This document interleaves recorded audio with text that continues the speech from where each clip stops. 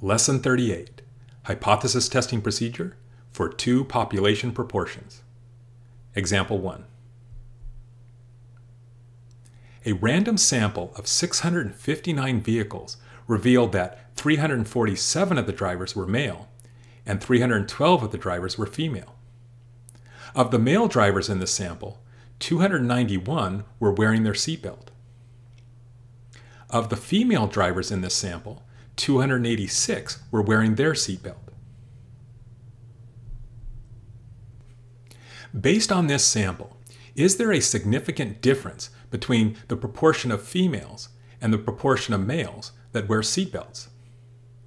Well, there are two possible answers to this question. Either yes, there is a significant difference, or no, there is not a significant difference.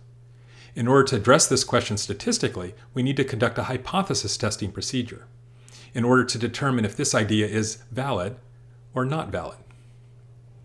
So the statistical form of this question, is there a significant difference, would involve a not equal between the proportion of females, which is one population proportion, and the proportion of males, which is a second population proportion that wear seatbelts.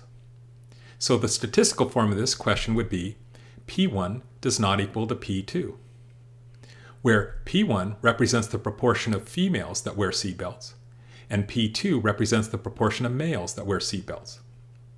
The not equal is determining if there is a difference between those.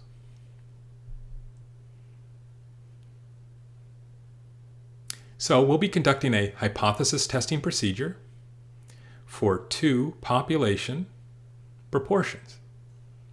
Thus, we'll use the following steps to guide us through our hypothesis testing procedure, starting with stating the hypothesis statistically. So here we have our one answer, P1 not equal to P2. And if this is valid, the answer would be yes, there is a significant difference.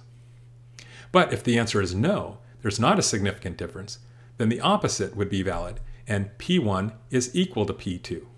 Because when P1 equals P2, they're equal. That is, they're the same and not different. The condition with the equality, the P1 equals P2, is always labeled with HO, and the condition with the inequality is always labeled with the H1. So this test, we are using the HO of P1 equals P2 versus the H1 of P1 not equal to P2.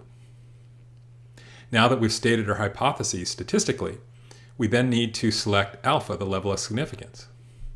In this case, we'll use the customary alpha of 0.05. Next, 2-prop z-test is the command on the TI-84 calculator that we can use to calculate the p-value needed to reach our decision. But to do this, we need to have our sample data so that we can enter it into the calculator. So looking at the sample, we found that when we're told that 347 of the drivers were male, and remember, male is our second population, therefore the 347 is the sample selected from our second population, which would be N2. So in this case, N2, the second sample, was equal to 347. And when we're told that 312 of the drivers were female, and recall female was our first population, our N1, the first sample size, is equal to 312. Now, of the male drivers in this sample, 291 were wearing their seatbelt.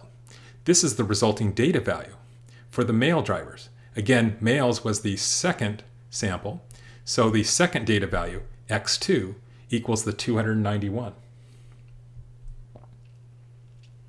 Now, when we're told that of the female drivers in this sample, 286 were wearing their seatbelt, female drivers were the first population, therefore the 286 is our first sample result, X1. So we know that the X1 equals 286. So now that we have our sample results, we can then use them with our 2-prop z-test command to calculate the p-value. To do this on the TI-84 calculator, we would press Stat, arrow over to the Test menu, and then arrow down till the cursor is next to 2-prop z-test. Press Enter. X1 equals 286. Enter. N1 equals 312, enter. X2 equals 291, enter. N2 equals 347, enter. H1 contains the not equal, so with the cursor blinking on not equal, we press enter to select. And then down arrow to calculate, where we press enter to calculate the p-value. Here, the p-value, rounded to 3 places after the decimal, is 0.002. So now that we have our p-value, we can reach our decision. Since the p-value of 0.002 is 0.05 or less, the decision is to reject HO. And when we reject HO, we have enough evidence to indicate that HO is not valid. And if HO is not valid, the opposite idea, H1, is valid. So in this case, the data supports the idea that P1 does not equal to P2. And the not equal indicates that there is a difference. So, based on our results of our hypothesis test procedure, we can reach the following conclusion.